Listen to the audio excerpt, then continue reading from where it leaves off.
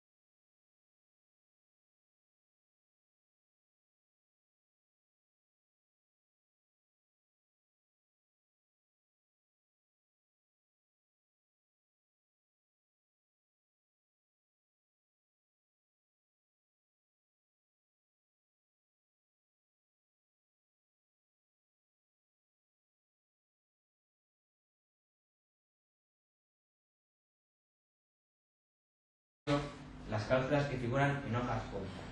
Dos cosas. Fijaros, primer dato fundamental.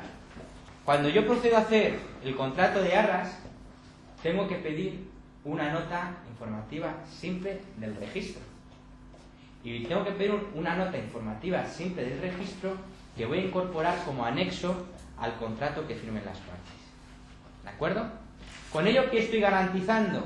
Estoy garantizando que el comprador, en tiempo real, es exacto conocedor de la situación jurídica y registral del inmueble. De tal manera que yo, como profesional, nunca se me podrá echar en cara que le dije una cosa y que luego resultó que el estado real del inmueble era otro. ¿De acuerdo? Y esta nota simple que yo incorporo con el contrato de arras, dentro de lo que vimos ayer, lo que ya hemos visto hoy, ¿qué nota simple es dentro del proceso de gestión? ¿La primera, la segunda o la tercera? ¿Cuántas notas simples en definitiva habré pedido yo con esta? Dos. Porque dijimos que la primera teníamos que pedirla ¿cuándo? En la captación. Y alguien puede decir, jolines, si la he pedido en la captación, ¿por qué la tengo que pedir ahora? Pues muy sencillo, porque desde el momento en que capte el inmueble hasta el momento en que firmo este contrato pueden haber pasado una semana, un mes, 3 meses o 5 meses. Y en ese periodo de tiempo es tiempo más que suficiente para que cambie todo. Para que el comprador, el vendedor en este caso, perdonadme, haya procedido a vender el inmueble por su cuenta, a que haya aparecido una anotación preventiva de embargo, a que se haya constituido alguna carga sobre el inmueble o a cualquier otra circunstancia. ¿De acuerdo? Bien, dice, bien, no solamente se adjunta la nota simple, sino que se adjunta determinadas cláusulas. Y esas cláusulas son las que aparecen ahora en pantalla. ¿Por qué se tienen que incorporar estas cláusulas? ¿Cuál es la razón de ser que se incorporen estas cláusulas? Pues la razón de ser es el cumplimiento de la normativa de consumo.